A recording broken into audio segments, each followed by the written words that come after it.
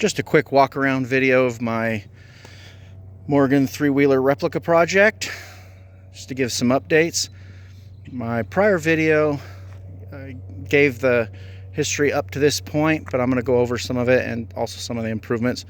So basically what I have here is a Triumph Spitfire chassis with a Moto Guzzi Breva 1100 motorcycle mashed together. So you got the motorcycle engine, motorcycle rear end, and then the car frame. So let's take a closer look.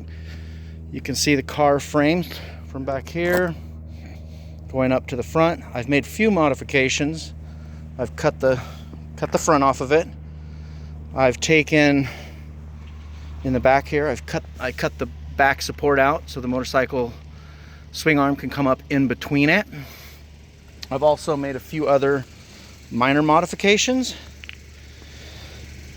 The Moto Guzzi engine, right out of the motorcycle, I have done a lot of work to try to trim up the wiring harness to take away everything except for the necessities.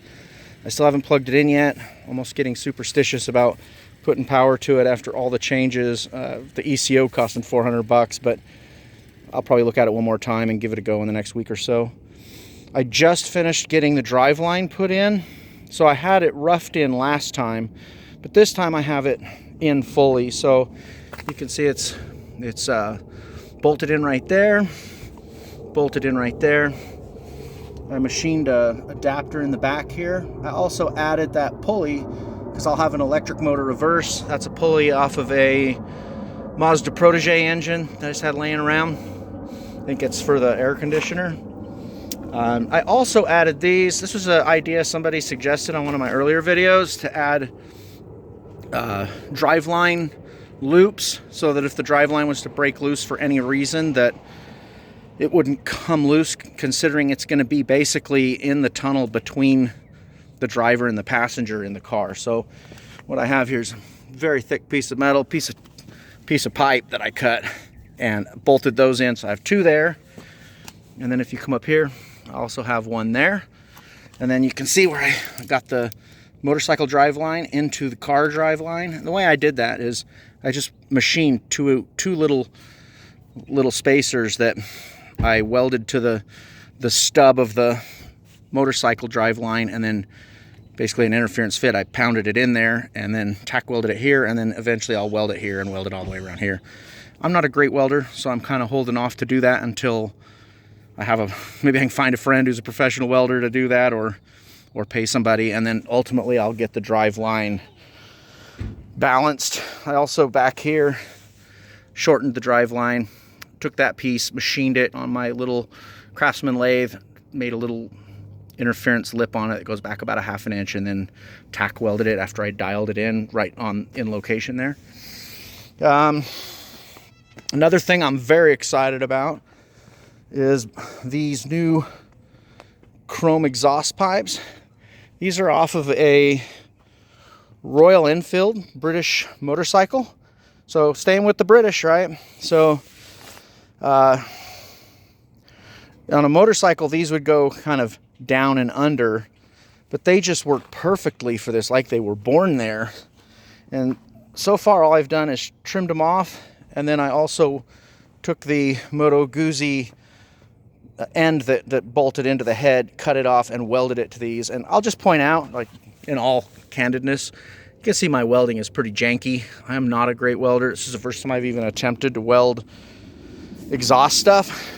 I'm gonna go in and file that and Dremel that and get it all cleaned up, probably do a little more welding, and I'll check it until it holds water before I call it done. But I just point that out just to say, when you do a project like this, it doesn't mean you're an expert in a lot of things. Sometimes you just have to cowboy up, give it a try, and if it works, great. If it doesn't, do it again until it does work. If you screw something up, do it again. If you can't accept that kind of iterative failure, you can't build something. And so, you kind of got to be at peace with that. The rest of it's covered in my prior video. Those are the two big improvements this week, but look how sweet those look. And Driveline fully installed, ready for basically, aside of getting the Driveline welded and balanced, it's ready to go. very exciting. I'm just going to continue walking around it and just point a few things out. One of them is I'm using Model A tires and wheels. So those are 30 inches tall, the same height as the engine all the way across, which is really cool. In the back here, to make the back of my